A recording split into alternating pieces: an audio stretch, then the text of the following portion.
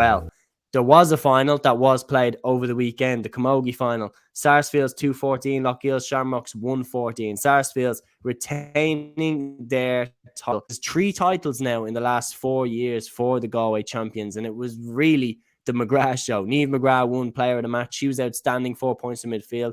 Ciara and Clodagh McGrath also played in this game, and Michael Hopper McGrath was the manager of the side. Siobhán McGrath, again, crucial to the side. She hit a goal after just 33 seconds to set Sarsfields on their way. And they beat Loughgiel by 2-14 to 1-14 to be victorious once again.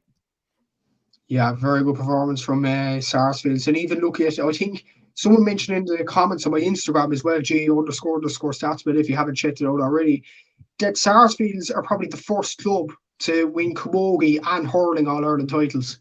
I mean, that's incredible. Mm-hmm. It's an incredible feat for a brilliant club. And you look at the McGraths, the two of them, the full forward Siobhán and the player of the match, Niamh, scored 1-9 between them. Excellent performance. And even Hopper McGrath, the manager as well.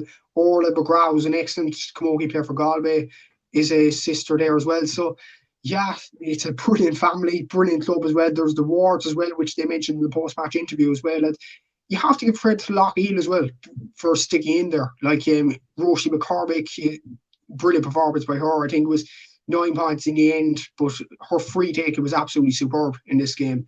And Roisin, Katrine Dobbin's goal as well, excellent goal. And you would have thought after McGrath's goal after 33 seconds, you would have thought this is it for Sarsfields. They're done. They're going to win this game.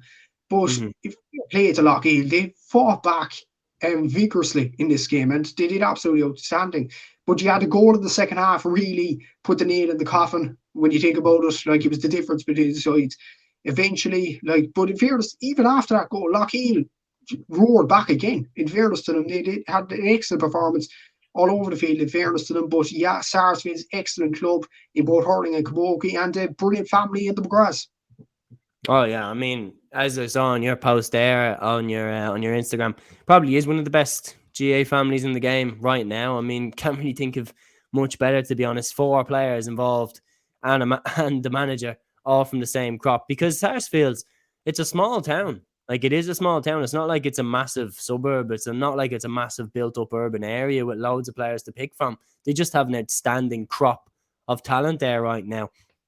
Obviously, you mentioned about the turnaround from Loughgiel. That fight back, it was a 7-point turnaround. So they were 5 points down. They fought back to go 2 points in front. Roisin McCormick, Katrine Dobbin, and Annie Lynn were crucial to that turnaround. As you mentioned, Dobbin hit the goal in that period. Sarsfields rallied before halftime to make it 1-6 to 1-6 at halftime. But that comeback from Loughgiel, especially after the flyer of a start that Sarsfields made, that set it up to be a game, because I'm the same as you. Once that goal went in so quickly, I thought, oh, here we go. It's completely Sarsfields' game now. Yeah, exactly. Like, I think everybody was thinking that way when McGrath hit that goal. And you mentioned Loughgiel's comeback as well. Outstanding, in fairness to them. The fact they went 5 points down and then to go 2 points up. I mean, what a turnaround. And Sarsfields, in fairness to them, they weren't like, let's take it back. Nemo Rangers against Campbell Commercials. Nemo were shell-shocked in the first half, and they didn't know how to recover. But Sarsfields, they were 2 points down, and they still recovered it to get level at half-time. They weren't performing to their very, very best, but they still were level going in at half-time. And that's the sign of a very good club, in fairness to them. And yeah, that goal from Rachel Murray in the second half, A, it was a brilliant finish, in fairness to her, and B, it was a crucial goal at a crucial time for them. And even players coming off the bench as well. Sarah Spellman, who apparently was injured coming into the game, she comes on, she gets a point. Like, that's pretty good going from her as well. When you look at Sharon Corcoran, Caoimhe Kelly scored 2 points in this game as well. All over the Tara Kenny at the back. Very good performances all over the field. They probably experience showed in this game, because Sarsfield definitely showed it all over the field to win it over Loughgiel. Like, Loughgiel will be back. Like, they've had these finals against, like, we talked about Dunloy and the hurling. The thing was to get over Loughgiel there. It was the same for Loughgiel in this Camogie Championship. Their aim was to get over Loughgiel, and they were doing it year on year, and they failed to do it each and every time up until this year. So this is their first year really in an All-Ireland final, and I thought they performed admirably, to be fair to them. They did absolutely excellent all over the field. And what I wanted to mention as well, Seamus, the shot selection for both sides. Loughgiel had a shot percentage of 83%, Sarsfields at 76%. When is the last time we see that in a hurling or camogie game, at club level especially?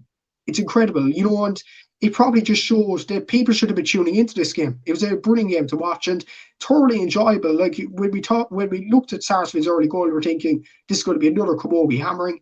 But in fairness to both teams, they put up a real show. Oh no, it was definitely one of the most efficient games I've seen. I mean, every shot seemed to be going over the bar at certain stages. I do completely agree with you.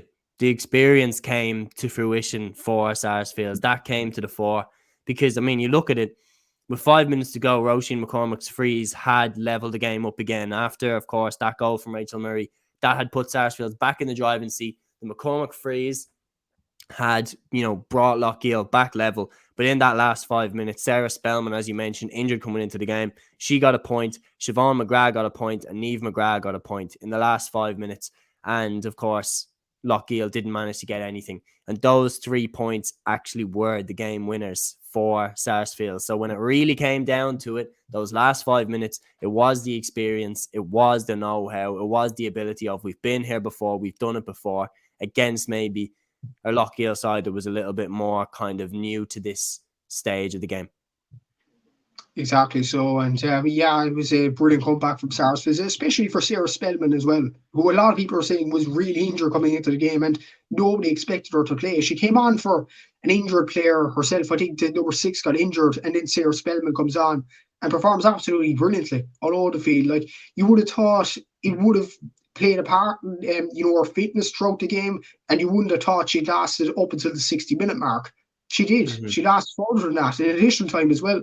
To be fair to her, very good performance from her, and for Sarsfields to do it in that sort of pitch, to find that killer instinct at the last few minutes to finish off the game. Like, a lot of teams would actually panic in those situations, but the fact that we're there year in, year out, they were hitting them at the right time. But in fairness to them, they hit them over the bar, and they won the game in the end. And very good performance from Sarsfields, and probably one of the best camogie clubs ever to ever grace the game. When you think about it, All-Ireland Camogie will have something to say about that from Wexford. But it's a brilliant showing from Sarsfields, 2 in a row now. So and 3 out of 4.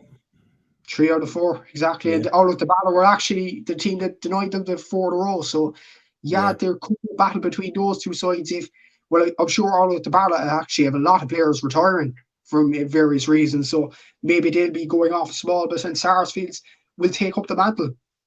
Yeah, no, it certainly looks that way. Obviously, now they are the queens of the game right now. Matt, thank you very much for coming on. That has been the full weekend recap here on Play on GAA. The hurling semi-finals and the camogie final. Now we have one hell of a hurling final between Dunloy and Loughgiel Shamrocks. David versus Goliath. Can they do it? And congratulations, of course, to the Galway champions and the All-Ireland champions again, Sarsfields. Thank you so much for tuning into this episode here on Play on GAA. We really appreciate it. And until the next one, guys, take care.